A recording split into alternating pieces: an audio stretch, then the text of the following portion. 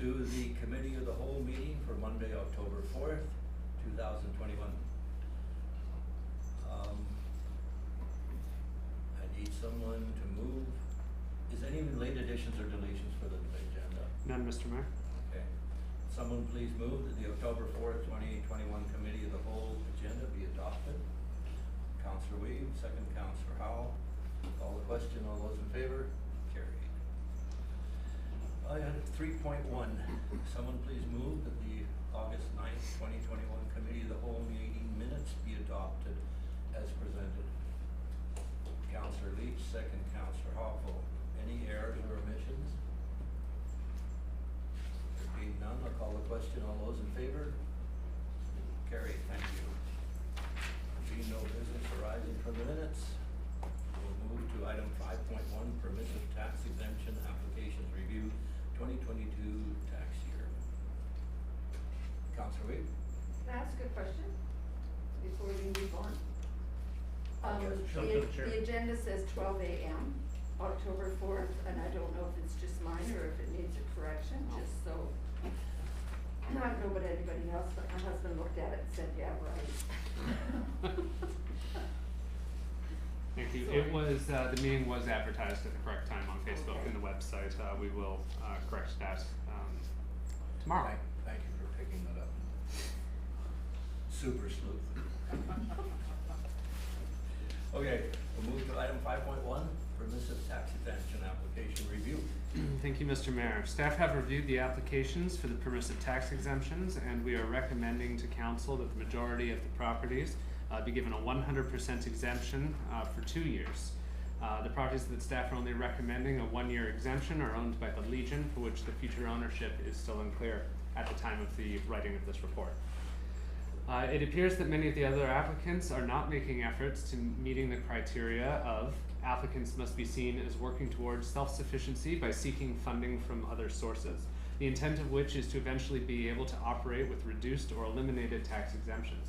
Staff suggests that letters be sent out to all applicants indicating that council will be looking closer at these efforts in the future when considering the exemptions.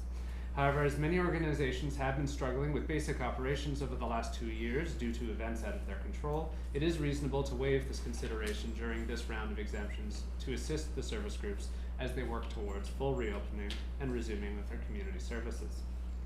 Whereas most of the properties continue to meet most of the council policy with regards to the exemptions, we would like to draw your attention to the Catholic Church at 1116 Main Street. Development Services staff have identified a nearly 550 square meter area of underutilized land within the commercial zone adjacent to the church with laneway access. Staff would like to send a letter to the church indicating that there is the potential for a higher and better use of the lands, which have the ability to be subdivided and connected to full water and sewer services. Staff will include contact information of non-profit development groups that specifically partner with churches for the development of underutilized lands, usually for the purpose of developing affordable housing. After the current 2-year cycle, staff would recommend that the underutilized portion of the land only sees a gradual reduction in the exemption from 80% in 2024 down to no exemption in 2028 in order to encourage the development of the serviceable land along Main Street.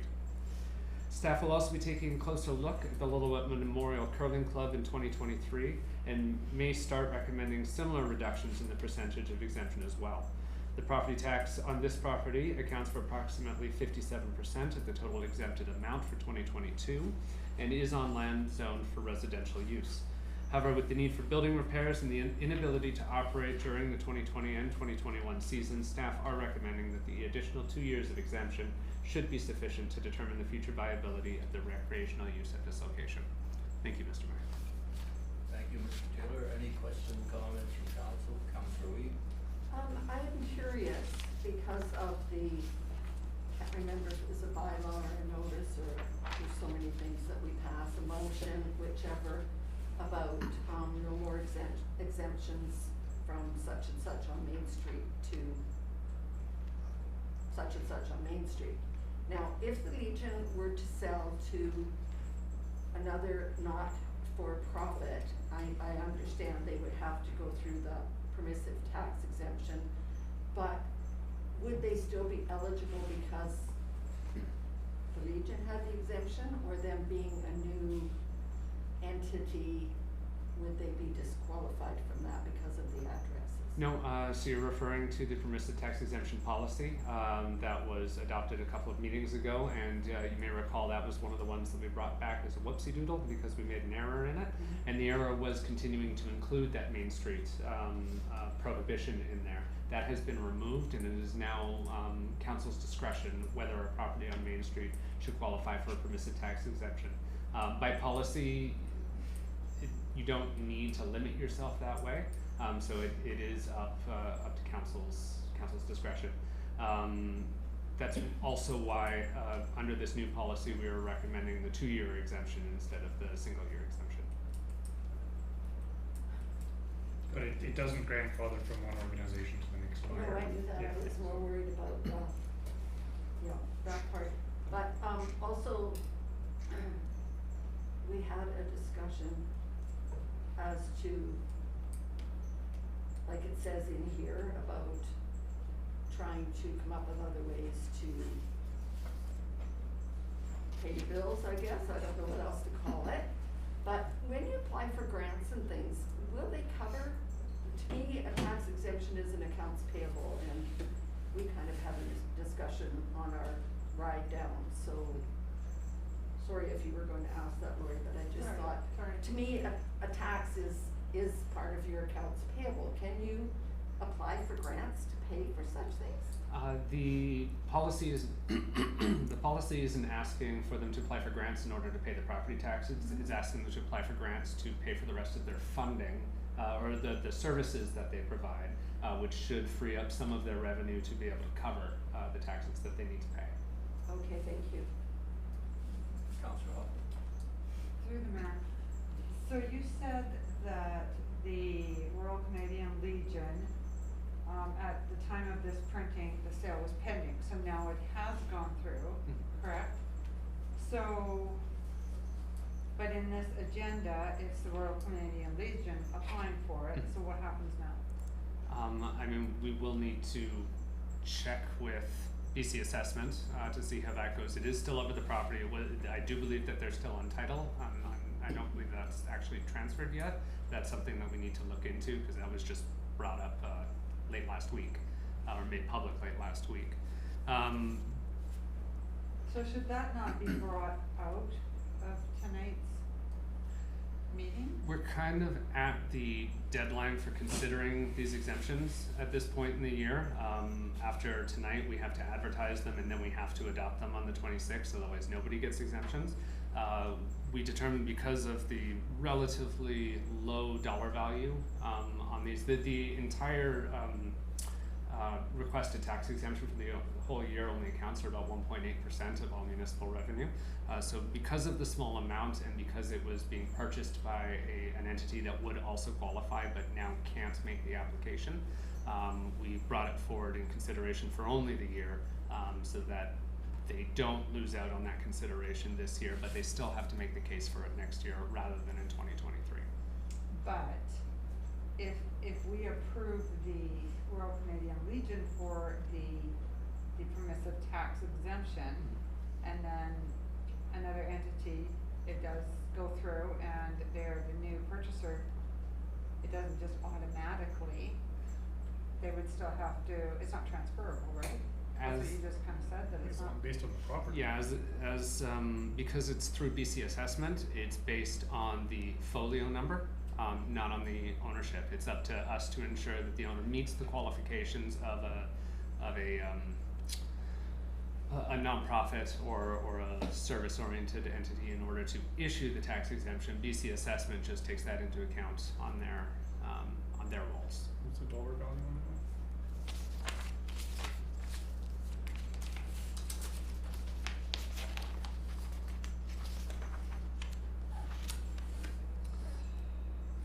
On the one property, total municipal and other is 3,020 with a municipal value of 1,849, and on the parking lot property, it's 771 with a municipal portion of $458. versus all the fees we're gonna collect from building and development that they plan on doing. Anything else? But yeah, Counselor the Hall? timing is very awkward. Counselor Weave is next. So, through the mayor, keep forgetting that, sorry, I apologize.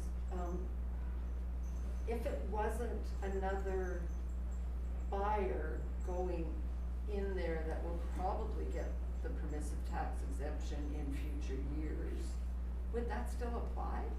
Like, let's say it's Telus buying the building, would they still get that tax exemption for the year? Well, if that had been the case before if it had been made public before this meeting that someone who didn't qualify for it, staff would have recommended pulling the exemption off of this meeting, or at least suggesting to council that it not be granted an exemption.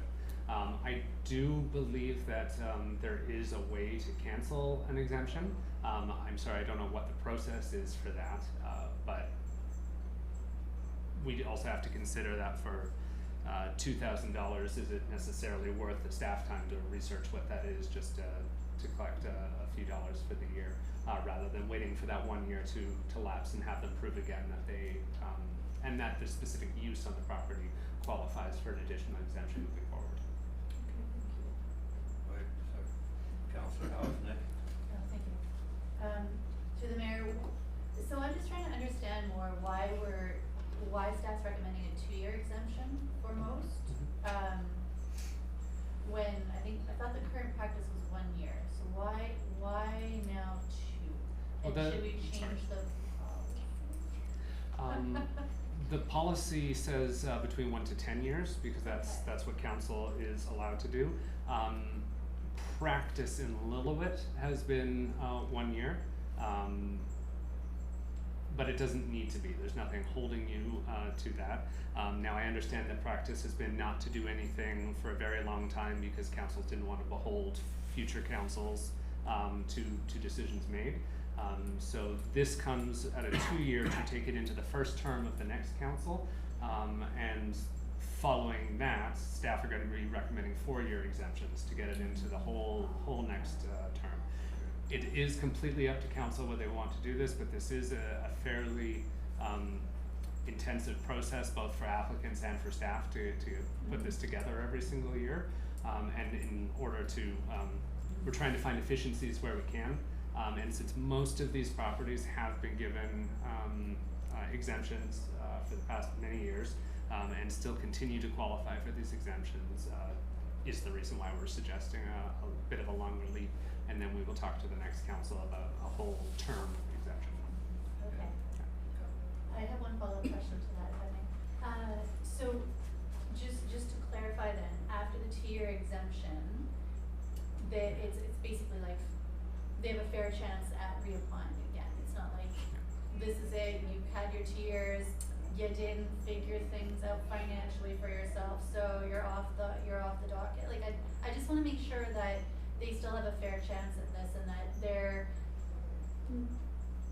their inability to, as it stands, meet certain financial needs or requests isn't going to stop them from Absolutely not. being. No. Just as it is now, they have to apply every single year on the same assumption that they're working towards finding additional revenue sources. Mm-hmm. That's not going to change. And again, it is just still a policy. Council can consider that perhaps some of these are special circumstances and do continue to deserve the exemption, or all of them continue to deserve the exemption. It is something that you get to look at every single time they apply. We're just suggesting that for efficiency's sake, we protract that process a little longer. Okay, because it does say applicants must be working towards self-sufficiency by seeking funding from other sources. So that's what got me going, how does this stand?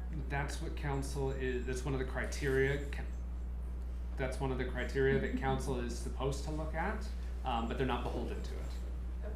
So, I mean, we should be encouraging our service organizations to be making steps towards becoming a little more self-sufficient and not relying on the tax exemptions. But that's up to the council of the day. That is policy, not legislation. Yeah. There's nothing in legislation saying they should have to work towards it, because remember the intent behind the legislation is that this small loss of revenue to the district Mhm. is more than made up for by these organizations providing a service that otherwise the district would have to do at 100 times the price. Right, Right, which so is. some organizations, it's worth that 1.8% to go, you're doing way better than we can, you've got Mhm. access to resources we don't, Mhm. right? Other organizations might be sitting on a huge plot of land and not doing anything with it, and then you gotta really question, is that best for the community? And should we be asking for that tax revenue so we can do something with it? Okay. And you'll notice that with the 1116 Main Street, is that's the only one that we really looked at and noticed a piece of land that could be used for something else. As a commercial property, commercial taxes are higher than residential taxes. It would generate quite a bit more revenue than just sitting there being exempt every year. So that's why after the 2 years, when everyone sorts out their lives again after the last 2 years, we will start encouraging them to maybe look at subdivision and either selling it or developing with someone else. Okay, Councilor Howell? Yes, so, just let me figure this out, cause when we speak to the efforts to meet the assessment criteria of applicants looking for self-sufficiency, that part, that to me, and I don't know if it's too late for conversation around that specifically, but for whatever reason it stands out more so now.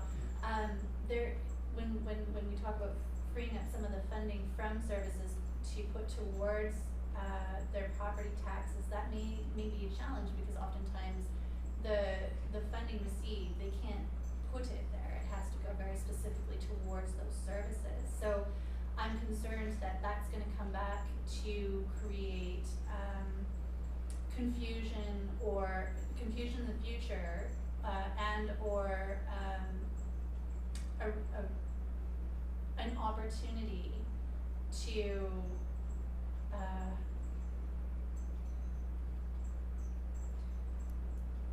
I guess pick apart once again what these programs bring to the community. If I was gonna say, the way I'm reading what the staff is suggesting is that they are going to be encouraged. It doesn't mean that we're gonna stamp that either you do it or you lose it. But it's in the application process, the way I'm reading it, is that the application process starts to get loosey-goosey. Mm-hmm. Because we've always had it. I don't have to worry about convincing council to have it again. Mhm. This is me reading what the staff is saying. And the point is, staff is saying, hey, the last 2 years has been difficult, so nobody's gonna get hammered. Mhm. However, an encouragement to say, beef up your application process so that we as council can fully understand what you got, and you should be at least seeking, and they can say, you know, we're seeking either grants or this or that, or whatever the case may be. That's the way I read it. Am I correct in that? That's correct. They need to make their case, and they in 2 years may come back with a perfectly clear case that because of the nature of their organization, they have no option Mhm. to find funds to pay for taxes, so they really are looking to council to give them that break so they can continue. Other organizations may absolutely have enough donors that, oh, sure, we can pay the taxes, we just never did. I don't know that anybody would admit that, but sure, that Okay. helps draw it out. But the onus is on them to make that case each time. Okay. Okay, Councillor Leach? Yeah, I have a few points, but just to touch on the application process, the way the applications were put in this year with having to fill out some of those forms, Mhm. I found it really valuable because some of the applications, I didn't know some of the services that were listed in there, and I think that that's really important to highlight, is that we have new people in the community, that, you know, some of these organizations are looking for new volunteers, so if somebody was looking for a group or a volunteer opportunity, this would be something that we could steer them into and say, hey, this is what this organization offers, as where some of them chose not to fill it out, and I feel like it was a very cold Yeah. application, right? So making the case, I do think is still important, despite, and it's not, I don't think it's for council to make judgment as to whether or not they necessarily get it in the end, but it's also just an information to refresh our memories as well. And then on the point about the Legion sale, just something for everyone to remember is that they may have announced that they've sold it, but their completion date on the sale may not happen until December 31st, 2022, right? And in that case, they will, so that's just information we don't have and staff don't have, so, just, that's why I think leaving it at staff discretion is great. And then I wanted to ask through the mayor, in the report, it said, that they would recommend sending out a letter, where is it? Or that it will include contact information of not-for-profit development groups. Can you give an example of that, of what a not-for-profit development group is? So there are development corporations in the province, and their specific mandate is to partner with other nonprofits that may have lands but not the means or the expertise to develop those lands. There was a one when I was working in Summerland, there was a church on a rather large piece of rural residential property that wasn't in the ALR. It was perfect for development, and council started charging them tax on that underutilized portion. So they partnered with this development group specifically to come up with a plan to put affordable housing on that property. So these services are out there, but not a lot of people know that they're out there, and they're partnerships. So it's not necessarily that the church would have to pay these people to come in. They would work with them to develop the land, and then the development company would get a cut of that.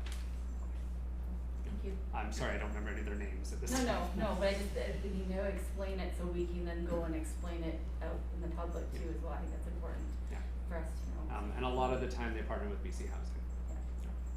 Councillor, sorry. No, I'm done. Councillor Huckle? Through the mayor, so I noticed after doing these for the last 7 years, that the Elks property is not on here. Is that an omission by, lack of application? I know that they had a change in leadership and they're very small right now, so is it that we just didn't receive an application for them, or? Yeah, that is correct, and we did reach out to all past applicants multiple times as the. We did? Yeah. Okay. Yeah, we send out reminder letters, and I believe our deputy corporate officer actually called some of them who hadn't made applications. Also some of them who didn't quite understand the new application process, tried to work them through that this year because it is very different from what it had been in the past. But no, we did not receive an application from the Elks. But we did reach out to them. Very strange, okay, thank you. Councillor Hall? Through the mayor. I thought churches were protected against the reduction of land tax exemptions. How does that, can someone dissect that a little bit for me, please? Sorry, I missed The church versus the land around it. One's permissive, one's statutory. Oh, yes, so you're talking about like where churches are automatically exempt? Yes. Yes, so there are some things that are automatically exempt from taxes in legislation, and then there are other things such as the land around those exemptions that you need to give a permissive tax exemption to.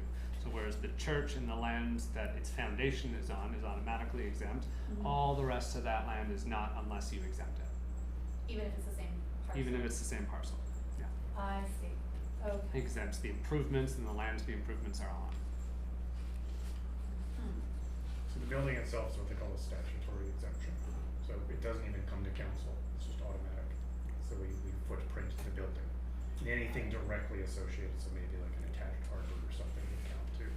But all that empty land, totally permissive. It's up to council each year, and there's no precedent set each year. You can change your mind from one year to the next, that's totally fine. Councillor Leach? And just for clarity's sake, 1116 Main is a completely separate, already subdivided lot as opposed to the land the church is on, is that correct? Yes, there are two PIDs there. For tax purposes though, and how BC Assessment views it, they do view it as a single parcel. And this is very similar with a lot of the homes up in Columbia that are technically over two parcels, but they operate as a single parcel just historically. They are treated for tax purposes as one.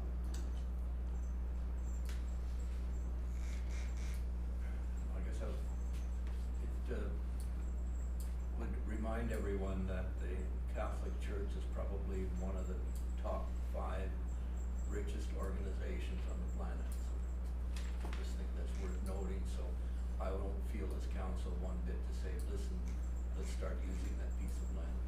The building is legislated, that's fine, but something that's not, I think it behooves us to encourage them to do something with this. Any other questions, comments from council?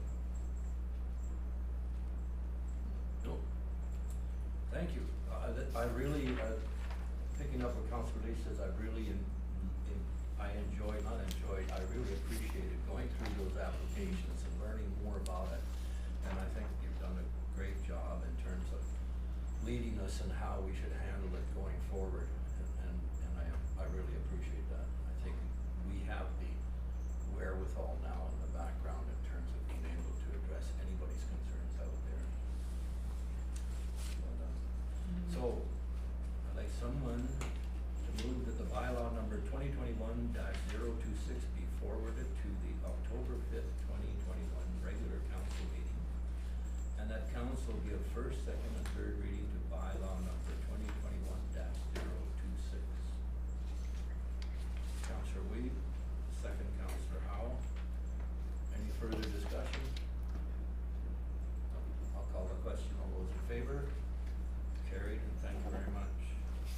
Nice job. Okay, we'll rise and report. Need someone to move the October 4th, 2021 Committee of the Whole meeting rise and report. Adjourn. Councillor Howell, second Councillor